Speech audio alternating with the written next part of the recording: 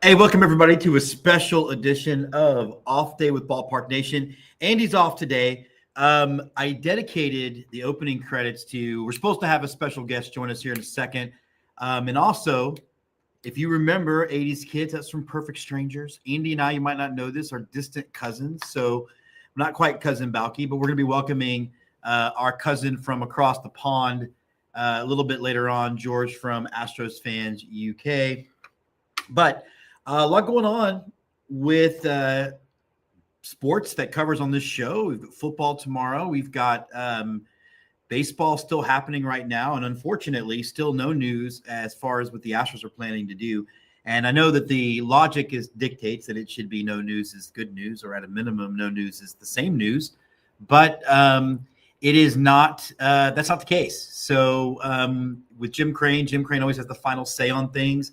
So until he has a media availability that says, yes, Jim Crane, the owner of the Astros, is in fact retaining Dana Brown and Joe Espada, then I think everything still is up in the air. And besides, it gives us fun stuff to talk about. So I want to begin the show actually with just a kind of some sad news. And I want to send a big shout out to Astros. Sorry, not to Astros Nation. I want to send a big shout out to Longhorn Nation. Scott Wilson suffered a massive heart attack on his way to Florida. Now, for those of you who are Longhorn fans, you know who Scott Wilson is. Scott is the probably the biggest Longhorn fan on the planet. He has not missed a University of Texas football game, home or away, since 1977. He has only missed 5 baseball games in that time period, and I think is up to 1,550 baseball games made in a row. So he's on his way to Florida to see Texas play Florida tomorrow, and in the airport suffered a massive heart attack. So the guy is not young, still waiting to get details on him, but Longhorn Nation, keep him in your prayers. And I think to quote Tom Berenger in Major League, there's only one thing to do with that news, and that's to go out there and win the fucking game for him. So hopefully that's what happens. But again, we started with Perfect Strangers theme song, which is about a long-lost cousin. Excited to welcome to the show Astros Fans UK. George, I got to be honest with you. I didn't intend to wear a George Washington shirt today. I really didn't. In fact, I wore it because it says Han shot first, George Washington. But you know what? It's appropriate, I guess. Oh, yeah. You know? Yeah, it's a pleasure to be on the show. Thanks for inviting me again. I hope all is well on your end. Good so far. I know that we're here to talk about Taylor Swift's new album. It just dropped. From what I hear, it's a banger. From what I hear, there's a lot of love songs for Travis Kelce. That's American football. Hey, listen, before we dive into the Astros, we have to talk about that not ball 4 call at the beginning of the 9th inning, San Diego Padres yesterday. Not only the call, which turns out affected the entire game because the next 2 batters reached. They could have had runners in scoring position with no outs. Yep. But the Padres dugout having to be restrained from going after that guy when he walked back in the dugout. George, this is why, like, you and I, you put in more effort to watch Astros games than I do because it's like always the middle of the night for you. I'm tired of watching guys that make $50,000 a year make decisions on games played by millionaires. I'm tired of it. And this is the final straw for me. Yeah, I mean, I think you can understand the reaction from the Padres bench and from the players. There's a ton that at this time of year, so much can hinge on one call. And I think it was never in the zone. Such an egregious call. The ball was such an egregious call.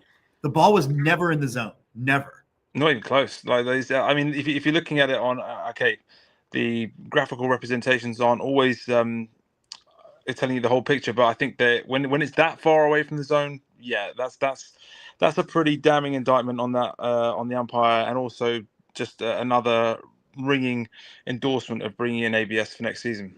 Yeah, you also kind of run or a really big key part of the baseball fandom in the UK. So it means you have friends on all sides of these things.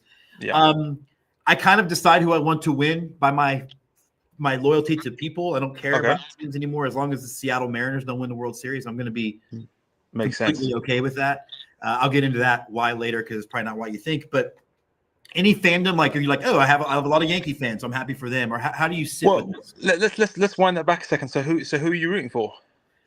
Well, again, I kind of ranked it based on people that I really care about or teams Mhm. I also kind of like. And so first I was rooting for the Reds, and then the Padres, and then Yankees were third on in my pecking order because of a lot of Yankees Twitter, and are really gotten really close. Yeah. My Mariner hatred comes from having the worst in-game experience I've ever had at a baseball game in 2019. To the point that at one point we were in the outfield watching batting practice by ourselves. Ball gets hit. Usher starts to give it to my grandson. Instead, does the takeaway and walks to a Mariners fan. They had to walk up to the concourse to do it. So fuck those guys. Yeah, that's not cool. I don't.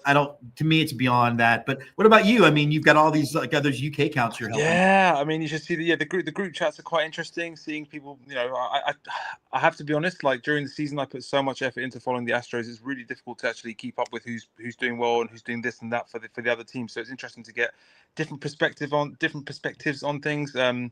My my Tigers counterpart is quite he's quite an exciting, divisive, whatever you want to call it, figure on online.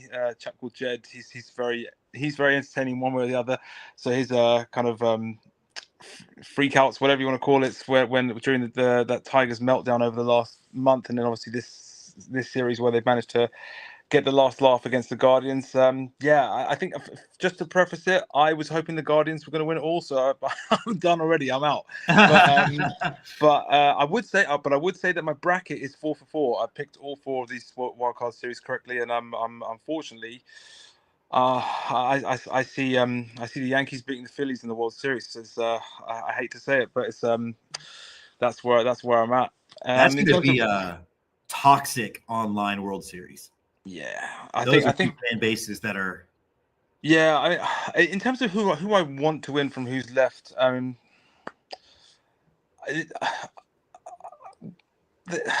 Tigers. Yeah, I would hope they beat the Mariners. I don't see it happening. I would hope they beat the Mariners, but I was having this discussion with a group yesterday. I just find the AL Central such a forgettable division. Honestly, if you take those 5 teams, no disrespect to the Royals, I know they got some good history on their side, but if you take those 5 teams and you got rid of them, I probably wouldn't notice for a month or so. I'm doing a thing for the World Series week where I'm ranking each division by logo, and even like it's all very boring in that division. All of it is from top to bottom. It's very milquetoast. Yeah, because I mean, you got the White Sox have got that logo, which I don't quite know how that's become one of the sort of B-level elite logos. If you're seeing like in terms of marketing, if you're seeing, I guess, I'm trying to think where it came from. It dates back to probably maybe the early 90s when it was you'd had a lot of rappers would be wearing that logo. So I don't know whether that's when it kind of took off a little bit because it's not an exciting logo at all. It's fairly. I mean, it literally is just black and white, but it just is what it is. There's nothing exciting to it. But yeah, I don't think there's much in that division that really sort of strikes the chord with me as being something to really root for. I just hope they beat the Mariners, the Tigers, that is. So just because like I said, the thought of the Mariners going the full way is not something I really want to contemplate. But in terms of what I think is realistic, I think the Mariners will beat the Tigers. I do think the Yankees will beat the Blue Jays, which is a shame because I think the Blue Jays would be an interesting one to go deep into the postseason. I had an interesting experience online with some Blue Jays fans a few weeks back, so I'm not 100% keen on them at the moment. But in terms of that, just generally speaking, I think I'd much rather the Blue Jays were the AL representative in the World Series. But like I said, unfortunately, even though their bullpen is nowhere near what you want for October, I just feel like the Yankees, for some reason, I feel like they're going to get it done. I think the Yankees, the biggest thing the Mariners don't have is an offense that travels. Whereas I think the Yankees, and then what Schlitter did yesterday as a starter, unbelievable. That's unbelievable. And to do it against his hometown team, he grew up a Red Sox fan. Yeah. There's got to be a part of him just deep down as but I always wonder about that. Yeah, I know everyone has to come out with a professional answer. Yeah, I'm a professional. This like that. There must be some players who have absolutely hated like doing what they do against their childhood teams. There must be so many examples of that. They will never say it because they can't say that because it's totally unprofessional. But there must be inside, like I said, there must be so many who are just devastated by what they've done. I cannot imagine like to me it would be, I don't know, growing up in a Longhorn household and then going to A&M. I don't know how you do it, but they do. Hey, so what I've been doing every morning this week is I've just been Googling Joe Espada and fired. Because I mean, like, first of all, George, have you ever heard a longer press conference that said nothing I mean, it was up on our show yesterday when we brought up that Dana wants a left-handed a rider and a left-handed bat. We were both like, yeah, he says that every single year. What did you think of that press conference? What do you think out of it? I think we're at the point where someone needs to make a soundboard of just Dana-isms and Joe Espada-isms, and you could honestly AI could create that press conference, and you wouldn't know which one was the real one. Honestly, it's just unbelievable. I wish they were a bit more honest and expressive with the way that they talk about things, because it doesn't really. It's hard to buy into that. It's hard to trust it as a fan because you're just hearing waffle. You're just hearing the same empty phrases that don't really, like I said, don't really mean anything, repeated ad infinitum, and it doesn't really serve any purpose. So it makes you feel like that they actually don't have much confidence in what they're doing, because if someone has confidence in what they're doing, they'll speak a bit more clearly and with a bit more oomph behind it, a bit more, the intangibles, whatever. But I want to have, I would love to have someone who's really confident about what they're doing in terms of leading this club and leading this team. I mean, I'm on the subject of Joe Espada, and searching for Joe Espada fired in online. Here's a question for you, just not to divert too much, but my question to you is, and this is somewhat playing devil's advocate, but with the injuries that we had, which is a legitimate kind of caveat to the season, what would you like to have seen Joe Espada do differently? Well, okay, so I'm not even saying that I'm on the fire Joe Espada band. Okay, right, fair enough. I'm just saying until Jim Crane says he's not, I don't believe it. So, because the injuries are 100% real. Although I do worry that they're going to use that as the excuse and not to fix the team. Two things are true at the same time. Yep. Yeah. But then I think of the most important injury that we had was Josh Hader. Okay. Well, how many 2-inning saves did he have in April?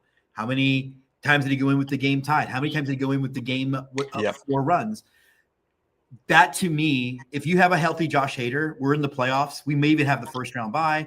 And there's really no ifs, ands, or buts about that, because the offense actually was good enough to win those games. Abreu blew 3 games in the 9th inning. You assume Hader doesn't blow those. What did you miss the playoffs by? 1 game. Yeah. So I don't think that Joe Espada is a bad manager. I think that but a lot of great managers aren't good in their first job. And I don't think the Astros should be on the job training. Look at AJ Hinch. Well, yeah. I mean, kind of my dark horse, if they do fire a guy, bring a guy in, it would be Brad Ausmus, because he sucked. Yeah. But he's smart. Yeah. So I'm mostly looking for him because I don't believe he's coming back until Jim Crane says he is. Yeah. To your earlier point, it's almost as if Dana Brown and Joe Espada forget that baseball is the entertainment business, and you have a bunch of unhappy customers. Show a little bit of something at the press conference. Yeah, I'm with you on that. Either be angry or be obstinate, like, how dare you answer these questions? But it was so just matter of fact that it, like, to your point, I don't feel at all excited about 2026 coming around, because why should it be different? No, I'm with you on that. I think, I don't really know if that's ever, like I said, that's just who they are by this point, because you can tell someone's character, someone's personality from the job, and Espada is someone who clearly doesn't like to kind of stick his neck out and make big sweeping statements, or doesn't really do the whole like rah kind of management. He's a player's manager. You can tell from the whole Framber versus Salazar type issue that he's not someone who's going to publicly hang out his players to dry, when he probably should have in that instance. He probably said, you know what, whether he hit Salazar purposely or not, the way he behaved was not how this club handles itself, and we've said to him to cut it out, and we move on. Like, he could have done that, but he didn't. So I think that when it comes to like I said, the next season is going to be more. It will be more of the same. And for me, I'm very much like you. I'm not a Sparta out, but my concern is that I just don't think he has the nous to be able to drive a team home when the chips are down. Especially, I don't have faith in him potentially as a postseason manager, which might sound like I'm putting the cart before the horse, because at the end of the day, we need to get back into the postseason next season. Yeah. Before, let's worry about that when we get there. But at the same time, I don't know. It's you have I guess it's you can't really have like one rule, like a hard and fast rule, because I feel like as much as the experience as a bench coach has helped him know these players, perhaps it kind of got him too familiar with it, and then you get to a position where he doesn't have that type of fear factor. Not that you want to be afraid of your manager, but you want to have a bit of a fear factor there. So when things go down, or things go wrong, someone who can, someone can light a fire under these players and get them going. I don't think he's the kind of guy who's ever going to be like that. So I don't know what Jim Crane's view is, whether he's happy to accept that caveat of the injuries as being this huge excuse that allows any type of postseason failure in terms of not reaching it, or not. Whether I would like to see some changes. We talked about it a few times during the season. There's definitely been an offensive regression within the Astros for the last 4 years. It's pretty much factual. You just look at it. We had this Astros DNA, which was instilled when we made the changes between 2016 to 2017 to get players who struck out less, working deep counts, and that's where that whole success was. I kind of thought I at the time thought we were potentially looking at how teams like the Royals had done against us in 2015. These players who are just a nightmare to pitch against because you can't get them out. They take pitch after pitch after pitch. Long counts in the postseason will reap massive rewards. We all know that. And then you look at how impulsive some of our hitters are now at the plate. I really want to believe that players like Yana Diaz can slightly rein it in and still retain their talent. He's an obviously talented hitter. This guy, when you see him driving the ball to all fields, especially when he's driving them, when he hits home runs to, say, right center field, maybe not like completely the other way, but when you see him he's got pop, he's got everything to his game. He just hasn't got the discipline, and I think that's something that we should be looking to get back towards. I'm Here's my kind of going question in a for long you, man. roundabout route. That was the same complaint at the beginning of last offseason, and they changed the personnel. The personnel that they brought in, outside of Paredes, who of course got hurt, but Walker kind of regressed in that area. Even he saw way more pitches. Do you now think? Yeah, well, to me, it feels like I hate to be fire the hitting coaches guy, but maybe let me give you some perspective. So in the military, U.S. military anyway, when you get promoted to a leadership position, you don't stay in your same unit. You immediately get moved because you can't be in charge of the guys that you were one of. You can't automatically flip a switch. I do wonder if that's the case with Joe Espada being the bench coach, and the hitting coaches haven't been there so long. Maybe their message is just stale. Like, it isn't that they're bad, but you just sometimes need a totally agree. Yeah, absolutely agree. I think that sometimes change is a good thing, and like you said, there's the whole if it ain't broke, don't fix it. But things have been gradually breaking, and I think that sometimes a different look, a different perspective could be good. It freshens things up a bit. The players aren't going to suddenly all lose any semblance of talent that they had overnight. There might be a teething period where different methods look at different things. Here's a question for you on that hitting coach subject. I see people like Chandler Rome, who I greatly respect in terms of his work. I think I love reading what he writes. But when he challenges that point on the hitting coaches, and he says, "Well, this is not going to make the sweeping changes to our hitting approach that fans imagine it would." My question would be, what do the hitting coaches actually do? Because they said, "Oh, well, the hitting coaches are there to kind of support players. If they've got issues, they can reach out to them, that type of thing." Well, that sounds like, I mean, again, I'm speaking, and I promise I don't mean this facetiously, and I'm not trying to demean them, but that sounds like the easiest job in the world. Where's the performance grading? Where's the performance assessment for what they do? So here's a question: what would a hitting coach have to do to get fired? Like, what would actually like? I don't understand it. Well, and I know like people want to blame Alex Bregman for his slow starts, and that's because Alex Bregman, if you I mean, you remember how many times did he show up to spring training? I've got a new swing. Always change his swing. He Yeah, changes but his swing every year. but that was his private swing coaches in the offseason. Yeah. To your point, you have two components of a baseball offense. You have the hitters and the hitting coach, and you can't fire the hitters. No. But you can replace the coach. And again, maybe there's something in the communication of what they're doing. I don't think Yonder Diaz can be fixed. I don't know why anybody ever throws him a fastball ever. True. Yeah. You know, and I don't think that it's going to magically wave a wand. But I also think that at least some ways for fans, it makes us feel like something's happening. And that's not nothing. Like that's the thing they want to dismiss. They want us to pay our money and then sit down and shut up. And they forget that we're a part of this thing too. And the Astros would not have the money they have if it wasn't for you buying hats and shit. And me, I mean, I'm a season ticket holder. So like, it's like, I think I have a right to have a little bit of an opinion. Absolutely. Yep. No, I totally agree.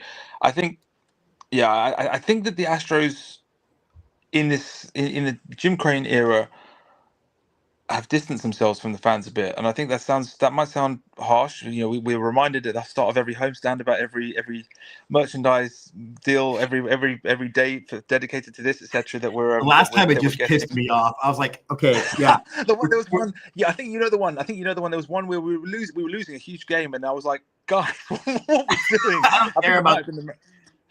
I love Hello Kitty Night Spoke to the next guy, but I don't need to hear about it. Yeah, there has to be. I think that. And I know. I'm sure. You know, I have no idea what the contractually what they're obligated to do. But I wish they would use a bit of common sense sometimes, just to not do that. But I think that I do think in terms of what you said, like as fans, we should be involved with it. And I think we invest a lot of time, money, and effort into following the team, and we love following the team. And I think that it is a two-way thing, particularly because unlike other sports, there are so many games, and it's you can't really be just tangentially involved with it. You're either all in or you're not really in at all. So I would like to see a bit of acknowledgement to that. And again, maybe that's me acting as entitled fan, but I think it's something which. Look, I'm not saying that we should all get a vote, right? Yeah. Like we all don't get to vote who's coming in for the bullpen, but I do think like in this stuff is Jim Crane really wants to develop the area around the ballpark.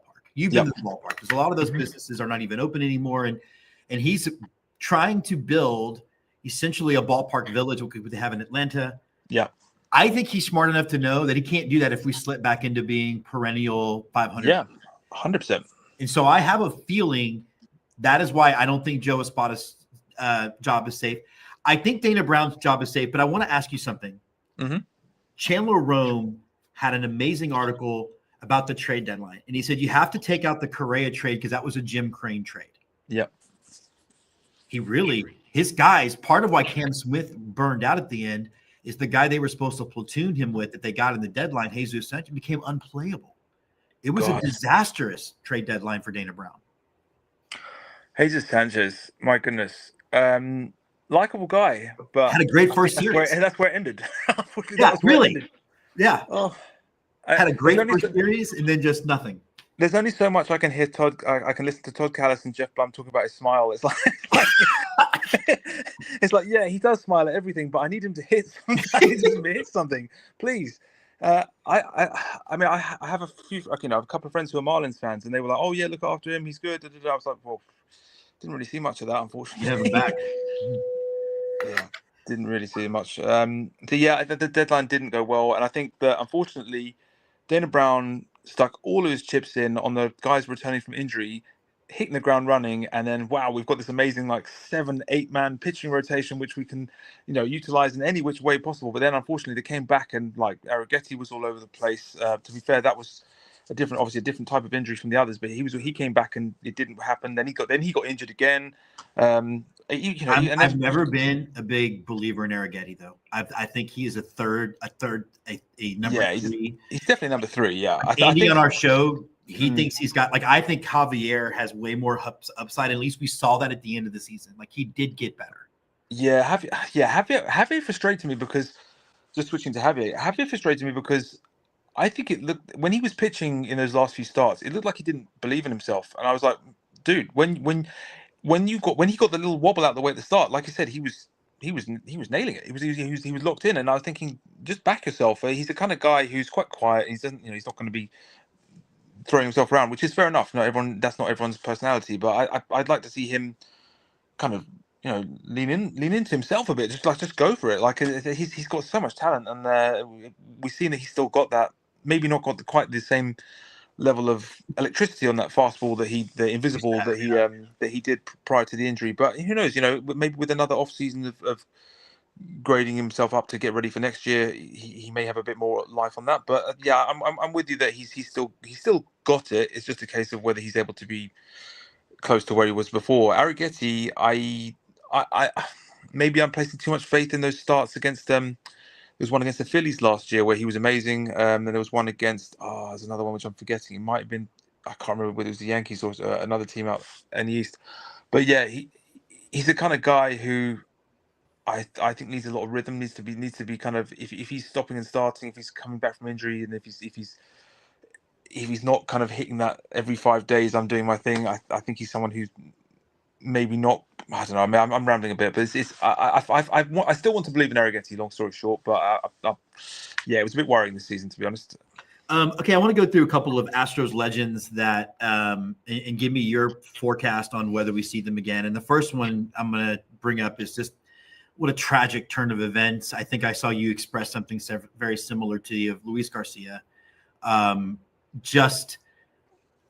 mean, I don't know that, like, He's done. I think his career is done. I hate to say it, because unlike Jesus Sanchez, not just a likable guy, he's a really good player. Yeah. And I will always. And he's cemented. Like that 2022 playoff, the pitch against Seattle, no matter what happens. You nailed it. Yeah, I was just about to say it. Honestly, I will fight to the death with anyone in an argument to say that was one of the best postseason performances from a reliever ever. Like ever. 5 innings, all extra innings. Every single pitch could have ended the game. Every single pitch. One pitch wrong changes that whole postseason. We might not even go and win the whole thing. It's that, that's how important it was. That's a good point. And he was nails in an atmosphere that was begging for him to slip up. First postseason game in 20 years in Seattle, and he was ice cool. He delivered in a way which was just phenomenal. I love thinking back to it, and unfortunately, I think he's done. I think you come back after 2 years out. He was out. This wasn't just your run-of-the-mill Tommy John comeback after a year and a bit. Like he was out for a long time. I think there were probably some issues with diagnosing the issue fully, which we've seen many times with this Astros medical department. But in terms of his return, he's come back. He's got an entirely new pitching motion. He's obviously had to get rid of, from 2023, he had to get rid of the whole rock the baby thing because of the pitch clock. And then he's come back, and the way it ended was just heartbreaking to see. This, like, you could just see on his face, and it was gone. He's motioning at his elbow, and like I would love to see him come back, but I think at this stage, with that much damage done already via injuries, it's going to be a hell of an effort. I wish him all the very best. And it was that I had the issue with those Blue Jays fans, because it was one fan online. Oh, I remember. Yeah, I remember now. Yeah, so that was where that started. But yeah, I love the guy. I really hope he can, but I don't think he's coming back. Yeah, I think anytime somebody points to their own elbow and immediately walks off the mound, you just know. Bad. You just know. Who's the other one? Who's the other player? You said that. Okay, we got to talk about Lance McCullers. I mean, that's a guy. Now, let me paint the picture for people who maybe are watching who don't fully know, but it goes beyond just 30-something straight curveballs, right? It's also knowing he was injured in 2018, but pitching through it so he was available for the playoffs, and then the Tommy John, and then the coming back. But I can't see a situation where he comes back and is effective. That's the thing. I think, unlike with Luis Garcia, who I think won't be healthy again, I don't think he's going to be able to physically do it. I think McCullers, I don't think he's got it in him to actually to pitch the way that we need him to, and that's the real shame, because the want is there, the desire is there, but I don't think he's going to. I don't think his body's going to let him do it in a way which takes him anywhere near the levels that we've seen him, because he, again, very, very talented pitcher. But if people forget that. People love to talk about, oh yeah, he's promoting his coffee, he's doing this, he's not involved with the Astros. No, go back to well, even to 2015 through to 2018. Watch him pitch. Wonderful pitcher, very, very talented, great stuff. And I unfortunately, the contract that we get, the extension that we gave him to re-sign him, with hindsight, is a terrible deal. But it's a shame, because again, he loves the Astros. He loves being in Houston. There's never been any doubt about that. I'm sure he wants to come back again and contribute, but he doesn't. He throws too many balls. He can't find the strike zone enough, and that you can't. People said, "Oh yeah, move him to the bullpen, dude." You want a reliever that can throw strikes. He's the last thing you want in the bullpen. You don't want him, like, if you had people. A comparison which I would like to make is, if you go back to Colin McHugh. Colin McHugh was nasty out the bullpen. He was awesome. When we moved him as a reliever, I was like, right, you should actually stay as a reliever. You're better as a reliever than you are as a starter, and he was a decent starter.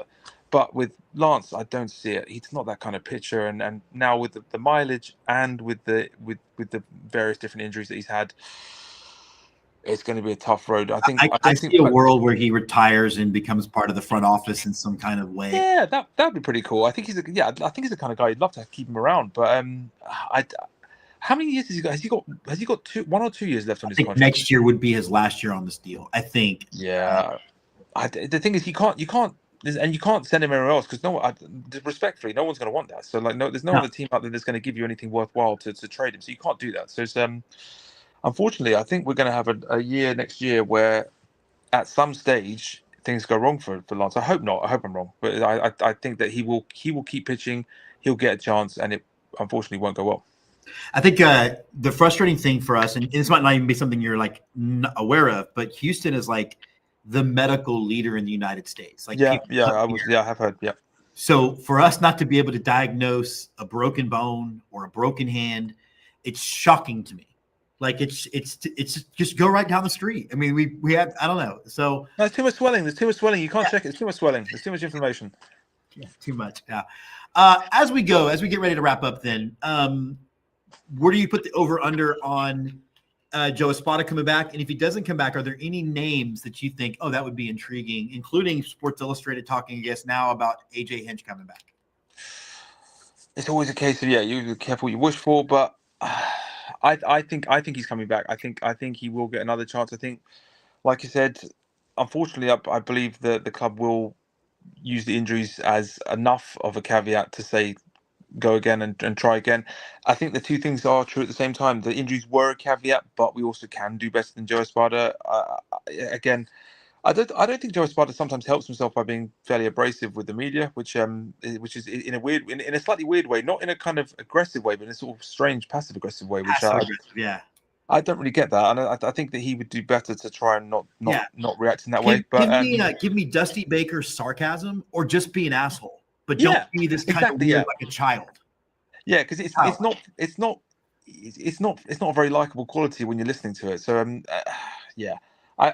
I think he's coming back. I don't have anyone that I think AJ Hinch coming back could potentially go wrong. I wouldn't really want to do that. But yeah, it's difficult when you're looking at managers. When you look at new managers, you kind of go one of two ways. Either you get someone who's like a recently retired player, you go with someone who's very fresh, is going to give you that kind of look, or you go the old stager type route, and you see if you've got the tried and tested, and you can get another tune out of. Well, I don't know, Bruce Bochy's not going to come, but like as in like I want Terry Francona. Yeah. I mean, that's the kind of guy who he's been around the block many times, and will definitely give you that assuredness, and you're going to have that stability in terms of your clubhouse. But I don't know. I mean, do you think Espada will stay, or do you think he's gone? I actually think he's gone.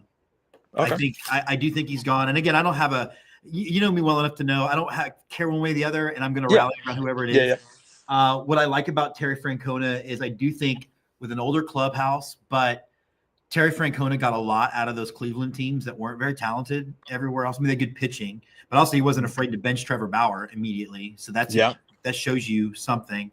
But I think it's a weird mix of really young players and really, really veteran players. And I think having a veteran manager makes getting through that 162 a little easier. So I do think he is. And but I don't think Dana Brown's going anywhere. And I think that's obviously the most important decision to make in October 3rd, right? Is who the GM. Yeah. I think, I have no idea if Dana Brown did go.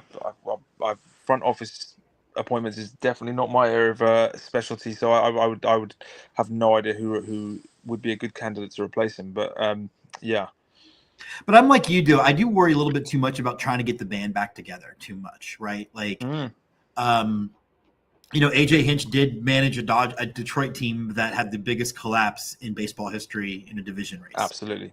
So, I don't know what it is, but I would like to see either someone that's really steering into the analytics or somebody that's older. Yeah, I honestly, I think that we should go back to that because it served us well, and it's slightly strange that we veered away from it.